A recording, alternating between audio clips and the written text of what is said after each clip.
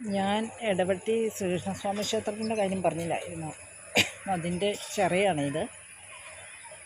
അതിമനോഹരമായ ആമ്പൽ കിടക്കണം കേട്ടോ. ആമ്പലുണ്ട്.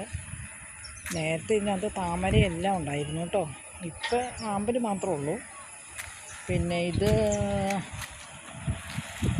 ഈ കുളം ഇപ്പം നീന്തൽക്കുളമായിട്ട് പ്രഖ്യാപിച്ചായിരുന്നു സർക്കാരേ. അതിന് വേണ്ടിയിട്ട് ഇപ്പോൾ അത് കുറേയെല്ലാം നീന്തൽക്കുളമാക്കി മാറ്റി. നീന്തൽക്കുളത്തിൽ വെള്ളമൊന്നുമില്ല, എന്നാലും നമുക്ക് അത്യാവശ്യം പി ജോസഫിൻ്റെ ഭരണകാലത്ത് ഇത് നീന്തൽക്കുളമാക്കി മാറ്റിയതായിരുന്നു. ഇത് പകുതി പണി ചെയ്ത് കഴിഞ്ഞിട്ട് ഇട്ടിട്ട് പോയി. ഇപ്പം അത് കംപ്ലീറ്റ് ആയിട്ടൊന്നുമില്ല. ഇതാണ് ഞങ്ങളുടെ ഭഗവാന്റെ കുളം. ഇവിടെയാണ് ഞങ്ങളെപ്പോഴും ഈ അമ്പലത്തിലേക്കാട്ടോ വന്നത്. അമ്പലത്തിൽ വന്ന് തൊഴുതു പോരും. അമ്പലത്തിൽ വന്ന് തൊഴുതാൽ നല്ല നമുക്ക് എന്ത് കാര്യം നടക്കണമെങ്കിലും നടക്കും കേട്ടോ. എന്ത് കാര്യം നമ്മുടെ മനസ്സിൽ ഉദ്ദേശിച്ചാലും ഇവിടെ വന്ന് തൊഴുതാൽ, ഈ അമ്പലത്തിൽ വന്ന് തൊഴുതാൽ അത് നടക്കും. അത്രയ്ക്ക് ഐശ്വര്യമാർന്ന ഒരു അമ്പലമാണിത്. ഇതിപ്പോൾ കുളമാണ്, ചിറയാണ്. പക്ഷേ ഇവിടെ വന്ന് ഇതിൻ്റെ തൊട്ടപ്പുറയാണ് കുളം, പിന്നെ അമ്പലം. ഇത് നീന്തൽക്കുളമായിട്ട് ചിറ എന്നാണ് പറയണത്. ഇത് പണ്ട് ഞാൻ വരുമ്പോൾ അങ്ങ് ഇങ്ങനെ കുളം. ഇന്നിപ്പം അത് മണ്ണെല്ലാം ഇട്ട് നിരത്തി. ഇതെല്ലാം ഈ റോഡൊക്കെ കണ്ടോ, ഈ റോഡൊക്കെ അത് പിന്നെ ചിറയുടെ ഭാഗമായിരുന്നു. അതെല്ലാം നികത്തി. ഈ എന്താ ഇത്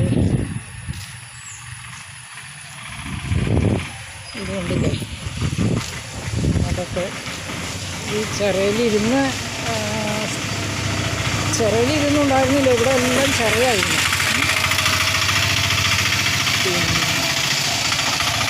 പ്രാഥമിക ആരോഗ്യ കേന്ദ്രം അതൊക്കെ ഈ ചിറയിലായിരുന്നു. ചിറയ മണ്ണിട്ട് നികത്തി അതങ്ങനെ അവിടെയെല്ലാം നികത്തിയതാട്ടോ ഇതെല്ലാം. പിന്നെ ഇതാണ് ഞങ്ങളുടെ വില്ലേജും ഇതിപ്പോൾ ഇത് കണ്ടില്ലേ, ഇതെല്ലാം കാരിക്കോട് വില്ലേജ് കാര്യാലയം. ഇവിടെയാണ് ഞങ്ങൾ എന്താവശ്യങ്ങൾക്കും ഈ വില്ലേജിലാണ് വരുന്നത്. പിന്നെ അമ്പലത്തിലേക്ക് പോകുന്ന വഴിയാണ്. പിന്നെ ഇടവെട്ടി പിന്നെ മറ്റേ പഞ്ചായത്തിൻ്റെ അങ്ങോട്ട് പോകുന്ന വഴിയാട്ടോ ഇത്. അമ്പലത്തിലേക്കും പോകാം ഇതിൽ. പിന്നെ നേരെ പോകുന്നതാണ് അമ്പലത്തിലേക്കുള്ള വഴി. ഇത് കണ്ടോ, ഈ കുളമൊക്കെ നിങ്ങൾ കണ്ടിട്ടുണ്ടോ? ഇത്രയും വലിയ ചിറയായിരുന്നു കേട്ടോ ഇത്. ഈ ചിറ നികത്തി കരയാക്കിയതാണ് ഇതെല്ലാം. ഈ പ്രദേശങ്ങളെല്ലാം ഈ വില്ലേജ് ഇരിക്കുന്നിടവും ഹെൽത്ത് ഇരിക്കുന്നിടവും എല്ലാം ആയുർവേദ ഹെൽത്താണ് ഞാൻ കാണിച്ചത് കേട്ടോ. പിന്നെ ഇവിടെ ഇത് കണ്ടോ. പിന്നെ നമ്മൾ പിന്നെ